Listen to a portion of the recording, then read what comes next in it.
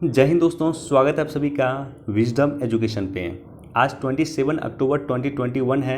दैनिक जागरण के राष्ट्रीय संस्करण का कंप्लीट न्यूज़ एनालिसिस करेंगे जो यूपीएससी, स्टेट पीसीएस या किसी भी वनडे एग्जाम के प्रीलिम्स, मेंस और इंटरव्यू तीनों ही प्रोस्पेक्टिव से आपके लिए इंपॉर्टेंट होगा। तो आगे बढ़ने से पहले हमारे चैनल पर नए हैं तो सब्सक्राइब कर दें, अपने दोस्तों के साथ, कलीग के साथ इसे शेयर कर दें। कोई क्वेश्चन पूछना चाहते हैं, कुछ सुझाव देना चाहते हैं, कमेंट सेक्शन में दे सकते हैं और वीडियो को निश्चित तौर पर लाइक कर दें। देखो, ये जो न्यूज़ है लगातार चर्चा में है एनसीबी, तो बस आपको ये संस्था के बारे में आपको पता होना चाहिए। नारकोटिक्स कंट्रोल ब्यूरो संस्था क्या है, ये किस तरह से रेगुलेट होती है, किस एक्ट के तहत इसकी स्थापना किया गया है और यह कैसे कार्य करती है। एनसीबी के बारे में हमने ऑलरेडी कई बार डिस्कस किया है, इसलिए आज हम इस पर डिस्कस नहीं कर रहे हैं।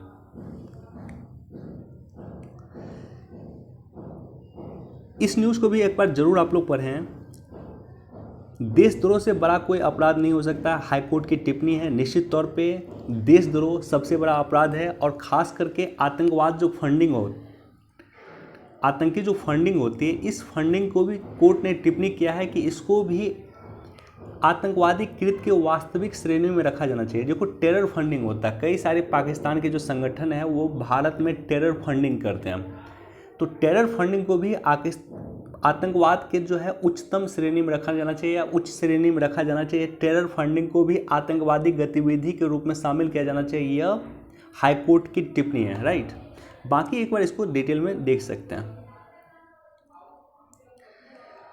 बाइक पे बच्चा भी सवार तो स्पीड ना करे, 40 के पास बस एक गाइडलाइन जारी किया गया है सड़क परिवहन मंत्रालय के द्वारा, और इसमें कहा गया है कि बच्चा अगर बाइक पर सवार है जिसकी उम्र 4 वर्ष से कम है तो ऐसे कंडीशन में आप 40 किलोमीटर प्रति घंटे की रफ्तार आपको क्रॉस नहीं करनी चाहिए। तो एक तरह से गाइडलाइन जारी किया गया है सड़क परिवहन एवं राजमंत्रालय मंत्रालय के द्वारा, सड़क परिवहन एवं राजमार्ग मंत्रालय के द्वारा।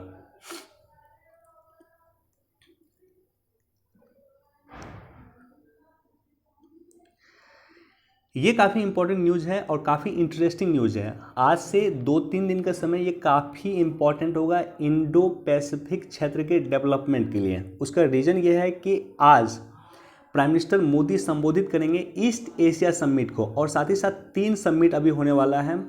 एक तो 16th ईस्ट एशिया समिट होगा, ईस्ट एशिया समिट का 16वां संस्करण होगा।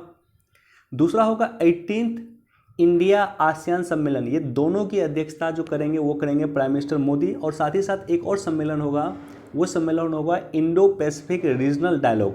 तो 3 संगठन कुछ दिन में होने वाले हैं जिसमें 2 की अध्यक्षता प्राइम मिनिस्टर मोदी के द्वारा किया जाएगा। ईस्ट एशिया समिट की जो है अध्यक्षता किया जाएगा वो प्राइम मिनिस्टर मोदी के द्वारा किया जाएगा। तो इस सम्मेलन में जो भी निर्णय लिया जाएगा वो आपके एग्जाम पर्सपेक्टिव से काफ़ी इंपॉर्टेंट होगा। बहरहाल मैं आपके साथ डिस्कस कर रहा हूँ ईस्ट एशिया समिट के बारे में। ईस्ट एशिया समिट का ये 16वां संस्करण होगा। इसमें प्राइम मिनिस्टर मोदी भाग लेंगे।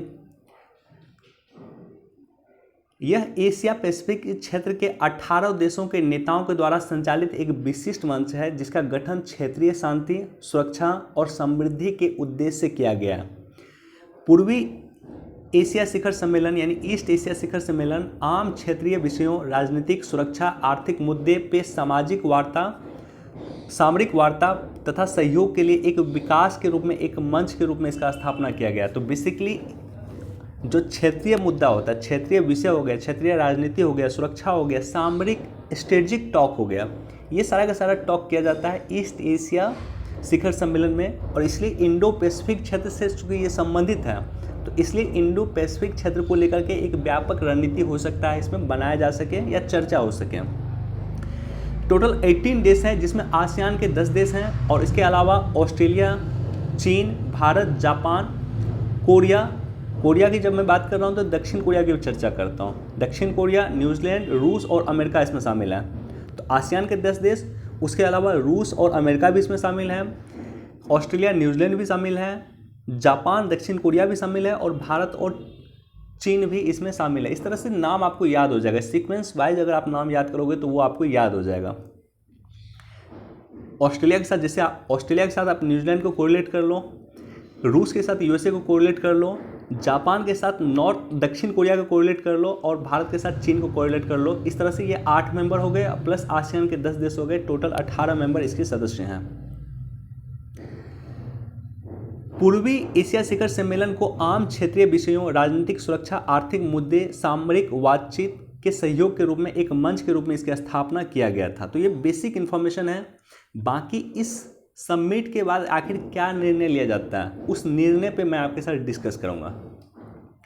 अब देखो, ये भी काफ़ी इंपॉर्टेंट है। पेगासस जासूसी कांड की जांच की मांग पे सुप्रीम कोर्ट आज फैसला सुनाएगा। पेगासस वायरस एक इजराइल का वायरस है जो व्हाट्सएप के माध्यम से आपके मोबाइल में प्रवेश करता है और आपकी मोबाइल की जो गुप्त सूचना है वो प्रोवाइड करने का काम करता है। जिन्होंने पेगासस के माध्यम से आपके मोबाइल में, आपके व्हाट्सएप के माध्यम से आपके मोबाइल में ये वायरस इनबिल्ट किया, वो आपके हर एक चीज़ को एक्सेस कर सकता है, आपके फ़ोन को एक्सेस कर सकता है। तो इसी को लेकर के सर्वोच्च न्यायालय में आज फैसला सुनाया जाएगा।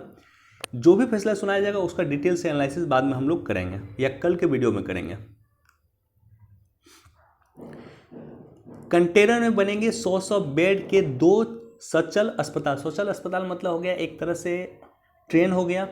ट्रेन में ही आपको 100 बेड के 2 अस्पताल बनाए जाएंगे और ये ट्रेन मूवेबल होगा, कहीं से कहीं जा सकता है। मान लो दिल्ली में ज़रूरत है तो दिल्ली में इलाज करेगा, पटना में ज़रूरत होगा तो पटना में इलाज करेगा, या किसी अन्य जगह ज़रूरत होगी तो ये ट्रेन डायरेक्टली जाकर के वहीं इलाज करेगा। उसी ट्रेन में 100 बेड के हॉस्पिटल निर्माण किया जाएगा उसी ट्रेन में।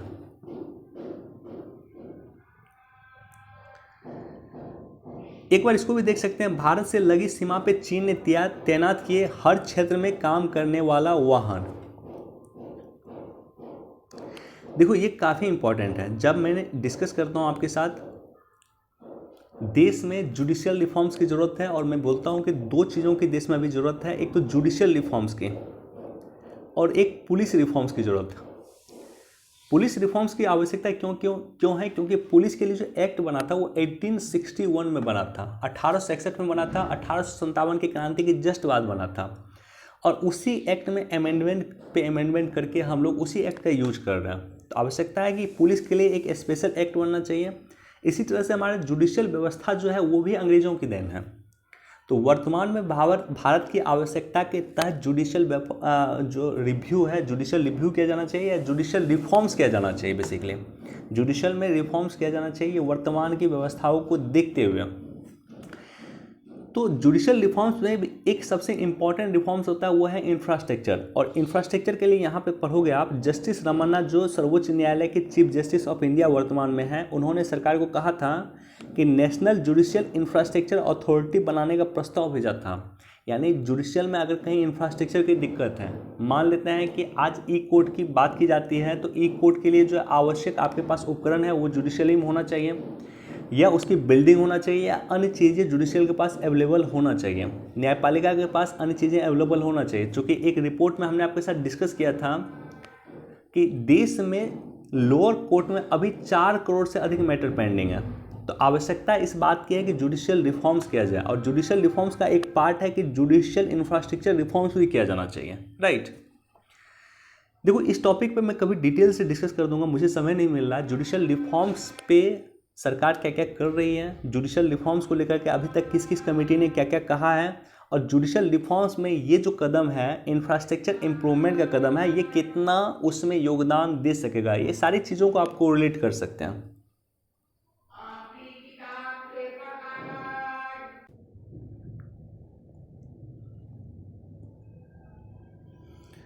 ओके, ये न्यूज़ काफ़ी इम्पॉर्टेंट है। यह न्यूज़ इम्पॉर्टेंट क्यों है? क्योंकि COP26 का आयोजन किया जाना है। COP26, COP26 क्या होता है? UNFCCC का COP26 है। देखो, एक सेपरेट वीडियो मैंने बनाया था, वो वीडियो था रियो सम्मेलन के बारे में। रियो सम्मेलन को पृथ्वी सम्मेलन भी कहा जाता है। 1992 में रियो सम्मेलन की शुरुआत किया गया था, और रियो सम्मेलन से बेसिकली 3 कन्वेंशन साइन हुए थे। एक तो UNFCCC था, UNFCCC united nation framework convention of climate change, एक ये था। दूसरा था UNCCD united nation convention to combat desertification, मरुस्थलीकरण को रोकने के लिए था। और तीसरा था UNCBD united nation convention to combat biodiversity. तो ये 3 बेसिकली सम्मेलन था, और उसी 3 का एक महत्वपूर्ण पार्ट है UNFCCC, जिसकी 26वां मीटिंग। COP26 मतलब होता है COP का मतलब होता है कन्वेंशन ऑफ पार्टी। तो इसकी 26वीं मीटिंग होने वाली है ग्लासगो, जो कि ब्रिटेन में है। उस समिट काफ़ी इंपॉर्टेंट है और उसके लिए मैं एक सेपरेट वीडियो बनाकर फिर डिस्कस कर दूंगा। बेसिकली मैं UNFCCC का एक सेपरेट वीडियो आज या कल या परसों में एक सेपरेट वीडियो लाऊंगा, जहां UNFCCC का अभी तक जितना सम्मेलन हुआ, जो इम्पोर्टेंट सम्मेलन हुआ 1997 में जो है क्योटो सम्मेलन काफ़ी इंपॉर्टेंट है, बाली कन्वेंशन काफ़ी इंपॉर्टेंट है। तो जो UNFCCC का जो इम्पोर्टेंट सम्मेलन हुआ, चाहे क्योटो हो, चाहे बाली हो, चाहे पेरिस हो, डिटेल से डिस्कस करेंगे उसी सेपरेट वीडियो में। बाकी इसको पढ़ लेना। इस न्यूज़ में क्या है कि क्लाइमेट टेक में निवेश के मामले में भारत टॉप 10 देशों में शामिल है। तो क्लाइमेट टेक, पर्यावरण में से होने वाली जो क्षति है उसको रोकने के लिए या पर्यावरण के प्रति निवेश में भारत टॉप 10 देशों में शामिल हो गया। तो अच्छी बात है। अगेन ये टॉपिक काफ़ी इंपॉर्टेंट है, इसमें मैं डिस्कस नहीं कर रहा हूँ। पदोन्नति में आरक्षण के निर्धारक तय करे सुप्रीम कोर्ट। पदोन्नति में आरक्षण होना चाहिए या नहीं होना चाहिए, इसको लेकर के काफ़ी पुराना ये इशू है और कोशिश करूँगा इस टॉपिक पे भी मैं एक सेपरेट वीडियो लाऊं, ताकि एक डिटेल से डिस्कस किया जा सके कि पदोन्नति में क्या आरक्षण होना चाहिए या नहीं होना चाहिए, और इसको लेकर के अभी तक कौन कौन केस है और किस केस में क्या कहा गया है। डाटा कलेक्ट करके मैं सेपरेट वीडियो में इस टॉपिक को डिस्कस कर दूंगा। बाकी इस टॉपिक को आप लोग पढ़ लेना। देखो ये जो न्यूज़ है ये चर्चा में क्यों है? ये चर्चा में इसलिए है कि T20 का मैच हुआ और T20 का मैच में जो है आज तक भारत और पाकिस्तान के बीच में टोटल 13 वर्ल्ड कप मैच हुआ, जिसमें T20 का एग्जैक्ट मुझे पता नहीं है और वन डे मैच का भी मुझे एग्जैक्ट पता नहीं है, लेकिन टोटल 13 मैच हुए हैं, जिसमें 50 के जो वन डे होता है वो अलग है, और साथ ही साथ 2020 के T20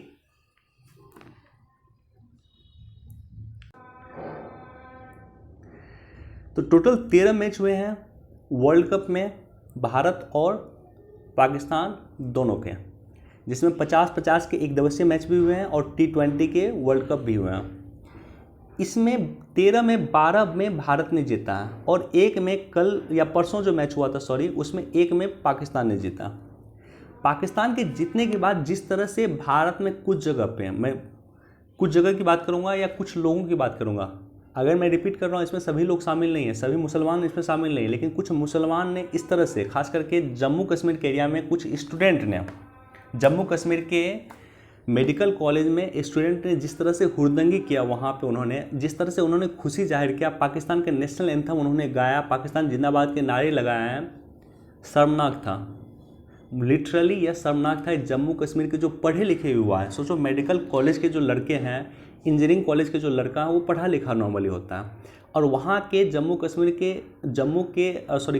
के जो मेडिकल कॉलेज और इंजीनियरिंग कॉलेज के जो युवा ने जिस तरह से पाकिस्तान का नेशनल एंथम गाया, पाकिस्तान का जिंदाबाद का नारा लगाया और पाकिस्तान के लगातार नारे लगाया, राइट, देख के काफ़ी दुख होता है इस तरह का।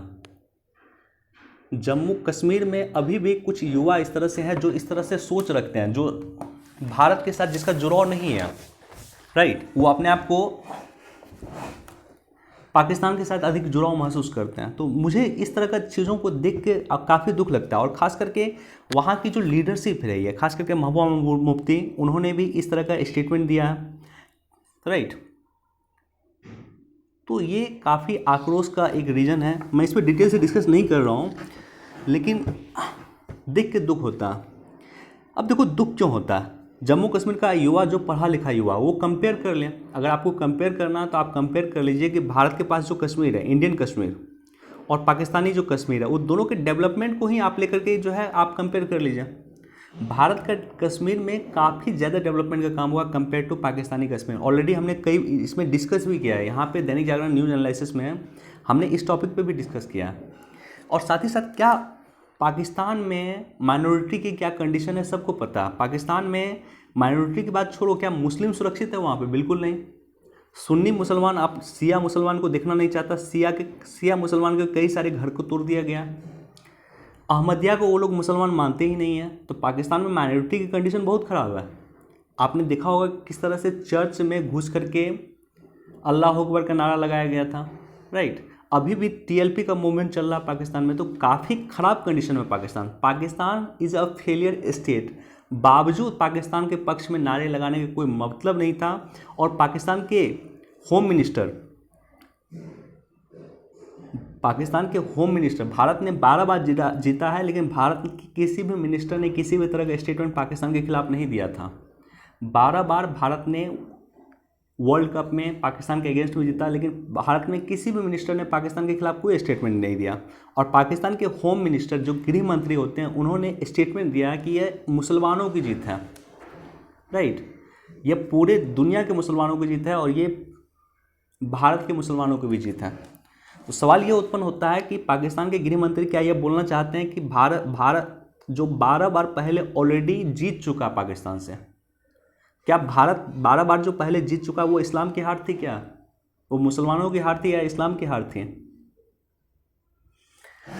देखो, इस टॉपिक में मैं डिस्कस नहीं करना चाह रहा हूँ, लेकिन ये टॉपिक मुझे काफ़ी क्षुब्ध कर रहा है, काफ़ी मुझे आक्रोशित कर रहा है अंदर से। और चूँकि मुझे लग रहा है कि कई सारी चीज़ों की जो चर्चा मुझे करनी चाहिए, मैं कभी एक सेपरेट डिस्कस करूँगा आपके साथ, किस तरह से पाकिस्तान जो है एक फेलियर स्टेट किस तरह से है।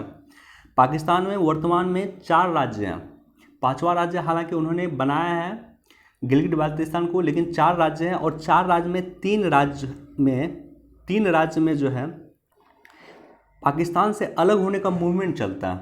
बलूचिस्तान में पाकिस्तान से अलग होने का मूवमेंट चलता है। जो बलूचिस्तान पाकिस्तान का जो वर्तमान में क्षेत्र है, उसका लगभग 40% बलूचिस्तान है, और वो बलूचिस्तान में पाकिस्तान से अलग होने का लगातार मूवमेंट चलता है। बलूचिस्तान को जो पाकिस्तान में मिलाया गया था, जिन्ना जी के द्वारा जो बलूचिस्तान को पाकिस्तान में मिलाया गया था, अभी भी इस बात के प्रूफ हैं और काफ़ी पुख्ता प्रूफ हैं कि बलूचिस्तान पाकिस्तान में शामिल नहीं होना चाहता था। इंस्ट्रूमेंट ऑफ एक्सेशन पे ज़बरदस्ती बंदूक के दम पे, यानी जो गोली के दम पे, बंदूक के दम पे साइन करवाया गया था। सर पे गन पॉइंट पे, यानी सर पे बंदूक रख करके जो है इंस्ट्रूमेंट ऑफ एक्सेशन पे साइन करवाया गया था बलूचिस्तान से। और जिन्होंने साइन किया था, उनका बेटा, उनका पोता आज भी विदेश में बलूचिस्तान मूवमेंट की बात करता है, फ्री बलूचिस्तान की बात करता है, राइट। इसी तरह से अगर आप देखोगे सिंध देश, जो कराची है, कराची सिंध देश का पार्ट है, कराची सिंध की राजधानी है। कराची में लगातार मूवमेंट चलता है, सिंधु देश की अलग मांग होती रहती है। इसी तरह से अगर आप देखोगे, जो तीसरा राज्य है गिलगिट बाल्टिस्तान का क्षेत्र, जो कश्मीर जिसको हम लोग बोलते हैं, कश्मीर का क्षेत्र या गिलगिट बाल्टिस्तान का जो क्षेत्र जो पाकिस्तान के पास है, वो पाकिस्तान से अलग होना चाहता है। तो पाकिस्तान अपने आप में फील्ड स्टेट है। पाकिस्तान के जो भी पॉलिटिशियन होते हैं, जो जिसके पास पैसा होता है, पाकिस्तान में जितने अभी मिनिस्टर हैं, उसमें आधे से अधिक मिनिस्टर यूएस की सिटीजनशिप उसका है, यानी यूएस के नागरिक आकर के पाकिस्तान में पाकिस्तान के मंत्री का पद संभाल रहे हैं। पाकिस्तान के जो भी जिसके पास भी पैसा होता है, वो पाकिस्तान में रहना नहीं चाहता। पाकिस्तान के कई सारे, अगर आप देखोगे, कई सारे वहाँ के जो मिलिट्री जनरल हैं, वो आज विदेश में रह रहे हैं। जैसे परवेज मुशर्रफ कहाँ रह रहा है? तो यूएई में रह रहा है। इसी तरह से उससे पहले के मिलिट्री जनरल वो रह रहे हैं सऊदी में, उससे पहले के मिलिट्री जनरल रह रहे हैं वो अमेरिका में रह रहे हैं। तो पाकिस्तान अपने आप में फेल स्टेट है। बावजूद इसके भारत के कुछ लोगों का, अगर मैं कहूँगा कुछ, कश्मीर के कुछ मुसलमानों का सेंटिमेंट पता नहीं पाकिस्तान के साथ क्यों है, मुझे समझ में नहीं आता। चलो, इस टॉपिक में मैं कभी सेपरेट वीडियो बना करके डिस्कस करूँगा, लेकिन ये दुख की बात है। अच्छा, हुआ क्या है इसके बाद हुआ ये है कि भारत सरकार ने UPPA लगा दिया। अब देखो, ये एग्जाम पर्सपेक्टिव से इम्पोर्टेंट है कि UPPA क्यों लगाया गया, और पहली बार UPPA का प्रयोग किया गया है। जिस तरह से जो है पाकिस्तान के पक्ष में इन लोगों ने जो चीयर अप किया है, पाकिस्तान के पक्ष में हुड़दंगी किया है इन्होंने, या पाकिस्तान का नेशनल एंथम गाया, उसके बाद UPPA लगा दिया गया। अच्छा, एक मैं थोड़ा सा मिसाल आपके पास ज़रूर देना चाहूँगा कि पाकिस्तान में जो है एक खिलाड़ी, एक व्यक्ति था जो विराट कोहली का फैन था, और इसी तरह का मैच चल रहा था पाकिस्तान का, इंडिया का मैच चल रहा था ऑस्ट्रेलिया के साथ, इंडिया ऑस्ट्रेलिया मैच चल रहा था, और वो व्यक्ति जो है वो विराट कोहली का फैन था। तो उन्होंने विराट कोहली के पक्ष में पूरा चीयर किया था, और साथ ही साथ इंडिया का फ्लैग मेरे ख्याल से अपने घर पे लगा दिया था। तो इसके कारण, इसके कारण इंडिया का फ्लैग घर पे लगा दिया, और विराट कोहली का फैन था और विराट कोहली के पक्ष में चीयर कर रहा था, जबकि मैच जो चल रहा था इंडिया और ऑस्ट्रेलिया का चल रहा था। ऐसा नहीं कि मैच इंडिया और पाकिस्तान का चल रहा था। इसके कारण उस व्यक्ति को पाकिस्तान में 10 साल की सज़ा हुई है। 2016 में सज़ा हुई थी और 10 साल की टोटल सज़ा हुई है। राइट। तो पहली बार भारत सरकार में क्या किया है कि उपा लगा दिया। कश्मीर के वो जो लड़का जो हुड़दंग किया था उस पर उपा लगाया गया है। उपा क्या होता है? Unlawful activity prevention amendment act 2019 में आया था। इसका संशोधन किया गया 2019 में, बहुत पुराना एक्ट है। गैर कानूनी गतिविधि रोकथाम अधिनियम 1967 में आया था ये एक्ट, उसको संशोधन कई बार किया गया। 2019 में भी इसमें व्यापक संशोधन किया गया था। और क्या संशोधन किया गया था वो मैं आपको बताऊंगा। गैर कानूनी गतिविधियों से तात्पर्य उन कार्रवाई से है जो किसी व्यक्ति संगठन द्वारा देश की क्षेत्रीय अखंडता संप्रभुता को भंग करने वाली गतिविधियों को बढ़ाती है। राइट। अधिनियम निर्दिष्ट करती है कि केंद्र सरकार किसी संगठन को आतंकवादी निर्दिष्ट कर सकती है, आतंकवादी घोषित कर सकती है अगर वो आतंकवादी कार्रवाई करता है या उसमें भाग लेता है, आतंकवादी घटना को अंजाम देता है, आतंकवाद को बढ़ावा देता है, अन्यथा आतंकवादी गतिविधि में शामिल है, तो उस संगठन को उपा के तहत प्रतिबंधित किया जा सकता है, एक्शन लिया जा सकता है। इस संशोधन 2019 में जो संशोधन किया गया था उसमें एक प्रोविजन यह भी शामिल किया गया था कि किसी व्यक्ति को भी आतंकवादी घोषित किया जा सकता है। अब देखो ये इंपॉर्टेंट क्यों है। हमारे पास कोई ऐसा प्रोविजन नहीं था कि हम किसी व्यक्ति को आतंकवादी घोषित करें। जैसे मान लो पाकिस्तान का एक शख्स था मसूद अजहर। मसूद अजहर को हमने आतंकवादी घोषित करने के लिए अथक प्रयास किया। भारत यूनाइटेड नेशन में कई बार गया था कि मसूद अजहर को आप आतंकवादी घोषित कीजिए। सवाल ये होता है कि भारत के पास खुद ऐसा शक्ति नहीं था कि मसूद अजहर को वो आतंकवादी घोषित कर दे, तो किस मुंह से या किस आधार पे भारत यूनाइटेड नेशन गया कि आप मसूद अजहर को आतंकवादी घोषित कीजिए। भारत का के खुद की कैपेबिलिटी नहीं थी कि वो आतंकवादी घोषित कर दे मसूद अजहर को। तो इसलिए 2019 में इस एक्ट में संशोधन किया गया कि किसी व्यक्ति को भी आतंकवादी घोषित कर सकता है। इससे पहले इसमें बस ये प्रोविज़न था कि आप किसी संगठन को आतंकवादी घोषित कर सकते हैं, लेकिन किसी व्यक्ति को आतंकवादी घोषित कर सकते हैं, इस अमेंडमेंट में ये प्रोविज़न किया गया था।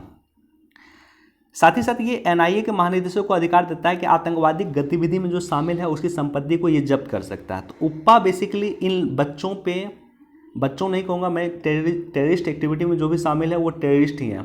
पाकिस्तान की अगर जिंदाबाद अगर आप करते हैं, भारत की हार का आपको दुख नहीं है और पाकिस्तान के जीत का आपको बहुत खुशी है, इतनी खुशी है कि आप हुड़दंगी करना शुरू कर देते हैं, तो आपको आतंकवादी ही माना जाएगा। राइट। तो इन लोगों पे उपा लगाया गया। मैं चाहता हूं कि आप भी मुझे कमेंट सेक्शन में बताएं कि आपकी आखिर क्या राय है।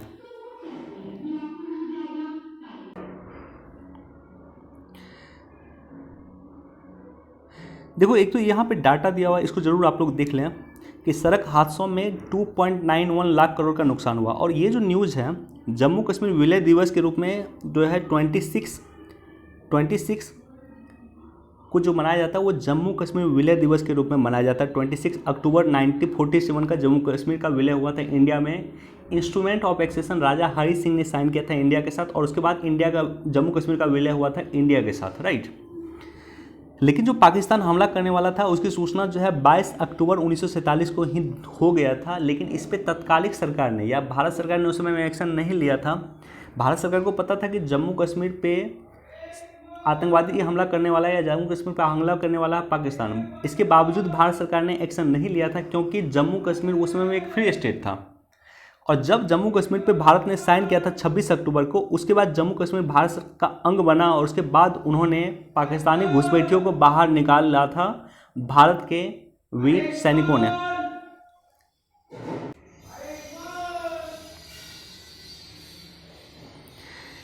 ई श्रम पोर्टल पे 2 महीने में 5 करोड़ पंजीकरण हो गया है ऑलरेडी। ई श्रम पोर्टल के बारे में हमने कई बार डिस्कस किया है।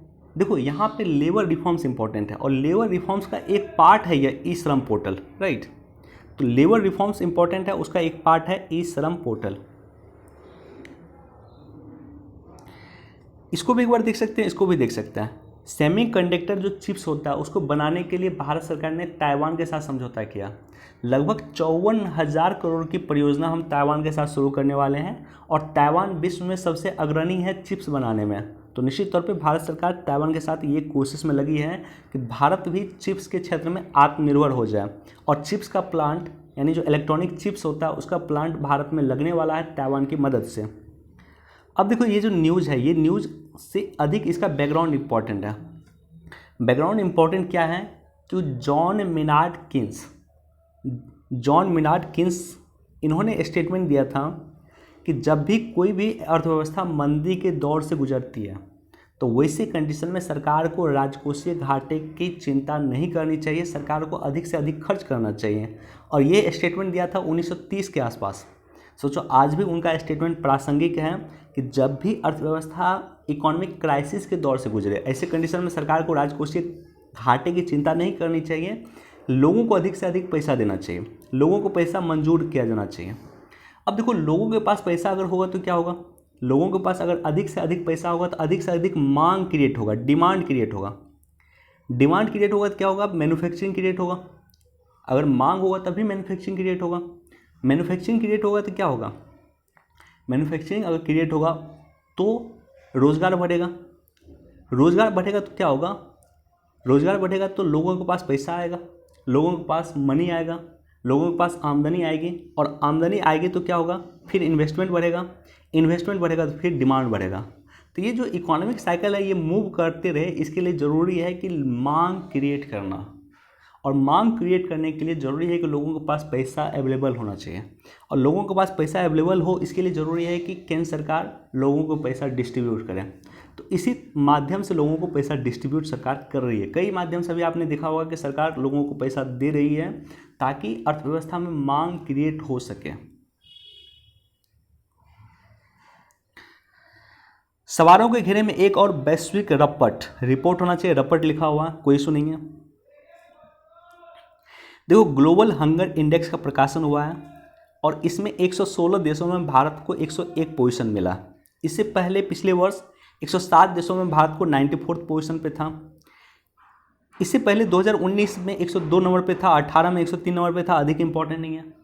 बस 2021 और 20 का याद रख लेना। 21 में 101 पोजीशन पे है और 20 में था 94 पोजीशन पे। पहली रिपोर्ट जारी किया गया 2006 में और हर साल अक्टूबर के महीने में ये रिपोर्ट जारी किया जाता है।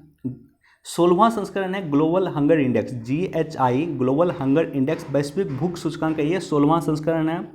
भारत को 27.5 स्कोर मिला है और गंभीर श्रेणी में है, सीरियस कैटेगरी में भारत है। ये जो रिपोर्ट जारी किया जाता है, आयरलैंड की एजेंसी है कंसर्न वर्ल्ड वाइड और जर्मनी के एक संगठन है वेल्थ हंगर हिल्फे, ये दोनों मिलकर ये रिपोर्ट जारी करता है ग्लोबल हंगर इंडेक्स।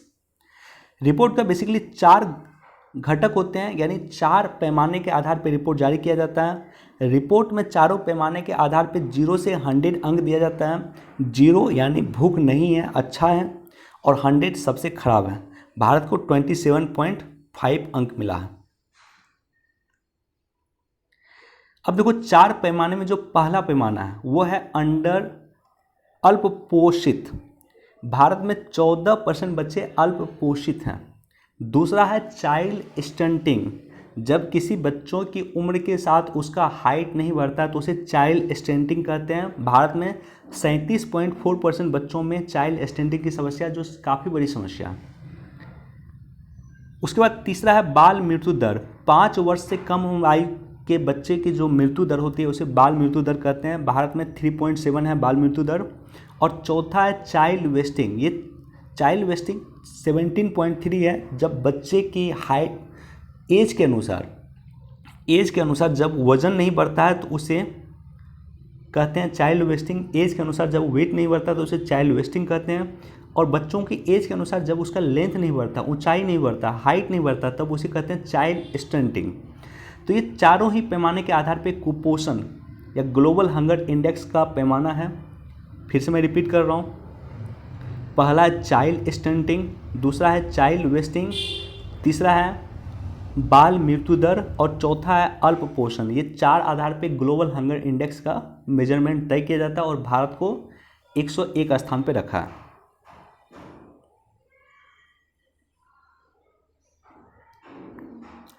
अब देखो, इस रिपोर्ट की भारत सरकार ने ज़बरदस्त आलोचना किया और आलोचना करने का कई सारा रीज़न है, मैं बताऊंगा आपको क्यों। लेकिन इससे पहले भी कई रिपोर्ट की भारत सरकार ने आलोचना किया। एक रिपोर्ट आया था डेमोक्रेटिक इंडेक्स 2020 में आया था, इस रिपोर्ट की भी भारत सरकार ने आलोचना की थी, क्योंकि इस रिपोर्ट में मालदीव को भारत से ऊपर रखा गया था। डेमोक्रेसी में। आपको पता है कि मालदीव मुस्लिम कंट्री है, मालदीव में शरिया कानून है, मालदीव के नागरिक बनने के लिए आपको मुसलमान होना जरूरी है। भारत के नागरिक बनने के लिए आपको मुसलमान बनना जरूरी नहीं है, हिंदू बनना जरूरी नहीं है, जैन बनना जरूरी नहीं है, लेकिन मालदीव के नागरिक बनने के लिए आपको मुसलमान बनना जरूरी है। बावजूद डेमोक्रेसी इंडेक्स में मालदीव को इंडिया से ऊपर रखा गया था, इसलिए भारत सरकार ने इसकी आलोचना किया था। महिला और बाल विकास मंत्रालय ने रिपोर्ट की आलोचना करते हुए FAO द्वारा इस्तेमाल की जाने वाली कार्यप्रणाली को अवैज्ञानिक बताया। देखो, रिपोर्ट की आलोचना क्यों किया गया?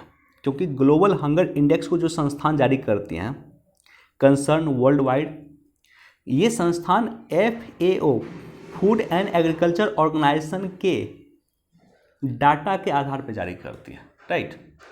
अब ये जो डाटा है, FAO डाटा कैसे कलेक्ट करता है? तो सवाल ये होता है कि FAO जो डाटा कलेक्ट करता है वो गैलप नामक संस्था के द्वारा करता है। गैलप नामक एक संस्था है, एक इंस्टीट्यूट होगा, और ये इंस्टीट्यूट सर्वे करती है, सर्वे करके डाटा देती है FAO को, फूड एंड एग्रीकल्चर ऑर्गेनाइजेशन को, और FAO के डाटा के आधार पे कंसर्न वर्ल्ड वाइड और जर्मनी की जो संस्था है वो दोनों मिल करके ग्लोबल हंगर इंडेक्स का रिपोर्ट प्रकाशित करती है। ये उसमें आधार पर भारत को रैंकिंग देती है। अब देखो, इस रिपोर्ट का मूल्यांकन 4 आधारों पर किया गया है। यह सर्वे भौतिक रूप से ना करके टेलीफोन के माध्यम से किया गया है। यानी जो गैलप संस्था है, इन्होंने जो ये डाटा कलेक्ट किया है वो डाटा फिजिकल रूप से प्रेजेंट होकर के ना, बल्कि टेलीफोन के रूप से किया है। यानी टेलीफोन में कुछ लोगों से बातचीत किया और उसके आधार पर उन्होंने रिपोर्ट प्रकाशन किया। अब देखो, सवाल ये होता है कि आप किसी व्यक्ति से टेलीफोन के आधार पर डाटा कलेक्ट कर रहे हैं, तो उस व्यक्ति की आपको हाइट कैसे पता चल रही है? कैसे आप कह सकते हो कि उस व्यक्ति की जो एज है, या कोई बच्चा है, उस बच्चा की जो एज है उसके हाइट के अनुसार, या उसकी एज के अनुसार उसका हाइट नहीं बढ़ रहा, या उस बच्चा का जो वज़न है, उस बच्चा का वज़न उसकी एज के अनुसार नहीं बढ़ रहा, तो ये आप मेजर नहीं कर सकते ना। फ़ोन पे बात करके आप इस चीज़ को मेजर नहीं कर सकते। तो इसलिए ये जो रिपोर्ट प्रकाशित की है FAO, या जो रिपोर्ट FAO जो डाटा कलेक्ट किया है गैलप नामक संस्था के द्वारा, ये डाटा को ही भारत सरकार ने रिजेक्ट कर दिया। चूँकि आप फ़ोन के माध्यम से डाटा कलेक्ट कर रहे हैं, फ़ोन के माध्यम से कैसे आपको पता चला कि भारत में किस बच्चे की हाइट कितनी है, किस बच्चे का हाइट उसकी एज के अनुसार बढ़ रहा है अथवा नहीं बढ़ रहा है। अब देखो, इसमें क्या हुआ कि इस सर्वे में कुछ क्वेश्चन पूछा गया कि रोजगार की स्थिति क्या है, नौकरी की स्थिति क्या है, कारोबारी के नुकसान क्या है, ये सब क्वेश्चन पूछा गया। लेकिन सवाल ये होता है कि प्रधानमंत्री गरीब कल्याण अन्न योजना के तहत 80 करोड़ परिवारों को जो है 5-5 किलोग्राम अनाज दे रहा है सरकार, उसकी चर्चा नहीं किया गया।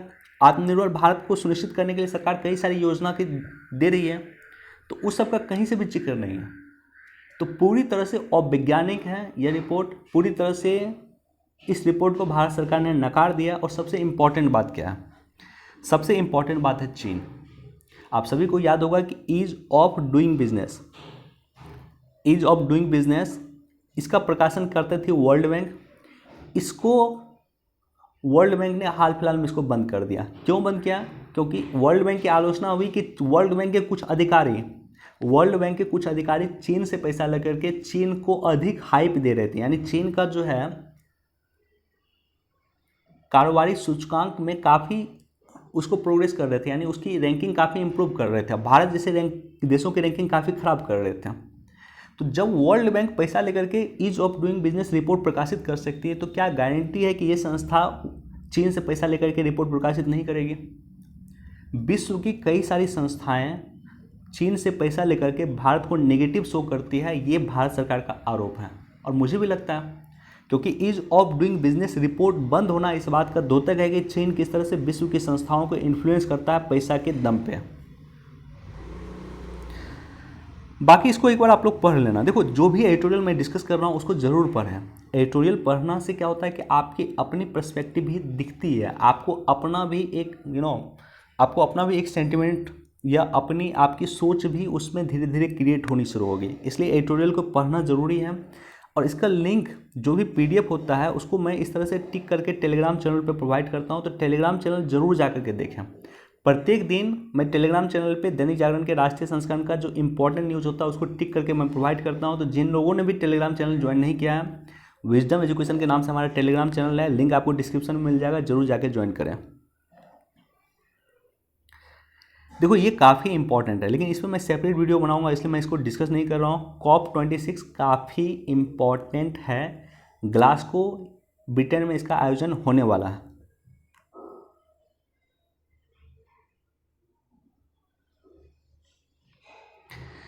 पूरा अमेरिका मना रहा है अक्टूबर में हिंदू विरासत माह। इस महीने में अमेरिका हिंदू विरासत माह मना रहा है। और साथ ही साथ ये भी एक न्यूज़ देखना है कि इंडोनेशिया के पहले राष्ट्रपति की पुत्री सुकमावती ने इस्लाम छोड़ हिंदू धर्म अपनाया। देखो इंडोनेशिया 700 वर्ष पहले, इंडोनेशिया सबसे पहले तो विश्व का सबसे बड़ा मुस्लिम देश है। कई सारे लोगों को लगता है कि सऊदी अरब विश्व का सबसे बड़ा मुस्लिम देश है, नहीं। इंडोनेशिया विश्व का सबसे बड़ा मुस्लिम देश है और उसके बाद भारत है। भारत सेकेंड नंबर पे आता है, विश्व में सबसे अधिक मुस्लिम आबादी इंडोनेशिया के बाद भारत में निवास करती है। इंडोनेशिया 700-800 वर्ष पहले इंडोनेशिया की जो पॉपुलेशन थी वो हिंदू आबादी थी। धीरे धीरे इस्लामाइजेशन हुआ, वहाँ पे इस्लाम लोगों ने कन्वर्ट किया इंडोनेशिया में, लेकिन उन्होंने हिंदू संस्कृति नहीं छोड़ा। आज भी इंडोनेशिया में रामलीला का आयोजन किया जाता है। आज भी अगर आप इंडोनेशिया को देखोगे तो 20,000 रुपये, जो इंडोनेशिया के 20,000 रुपये में आपको गणेश जी का वहाँ पे स्टेचू दिख जाएगा या गणेश जी की जो है फोटो दिख जाएगा। तो उन्होंने अपनी संस्कृति नहीं छोड़ा, इंडोनेशिया ने अपनी संस्कृति नहीं छोड़ा। भारत के जितने भी मुसलमान हैं, चाहे वो कश्मीर का हो, कश्मीर तो कश्यप, महर्षि कश्यप की देन है। महर्षि कश्यप के नाम पे कश्मीर का नाम जो है महर्षि कश्यप के नाम पे पड़ा। तो भारत के जितने भी मुसलमान हैं, चाहे पाकिस्तान हो चाहे बांग्लादेश हो, इसके जो भी मुसलमान हैं वो कन्वर्ट हुए कभी ना कभी, मुस्लिम से कन्वर्ट हुए, हिंदू से कन्वर्ट हुए मुस्लिम में, और इन्होंने पूरी तरह से कट्टर मुस्लिम ये लोग हो गए ज़्यादातर, राइट। पाकिस्तान के मुस्लिम, मैक्सिमम मुस्लिम आपको कट्टर मुस्लिम मिलेंगे। और यही हालत है कल जिन्होंने T20 के बाद जो पाकिस्तान के पक्ष में नारे लगाए, एक तरह से कह सकते हो उसको कट्टर मुस्लिम हुए हैं, लेकिन इंडोनेशिया का मुस्लिम कट्टर मुस्लिम नहीं रहा। और यही कारण है कि इंडोनेशिया काफ़ी ग्रो किया। G20 में शामिल देश में इंडोनेशिया भी है, चूँकि इंडोनेशिया ने कट्टरता कभी नहीं अपनाया। बाकी वनडे एग्जाम वगैरह में क्वेश्चन पूछा जा सकता है, तो इसका नाम याद रख लेना। इंडोनेशिया के जो पहले राष्ट्रपति हैं उनकी बेटी हैं, पहले राष्ट्रपति सुकर्नो की ये बेटी हैं।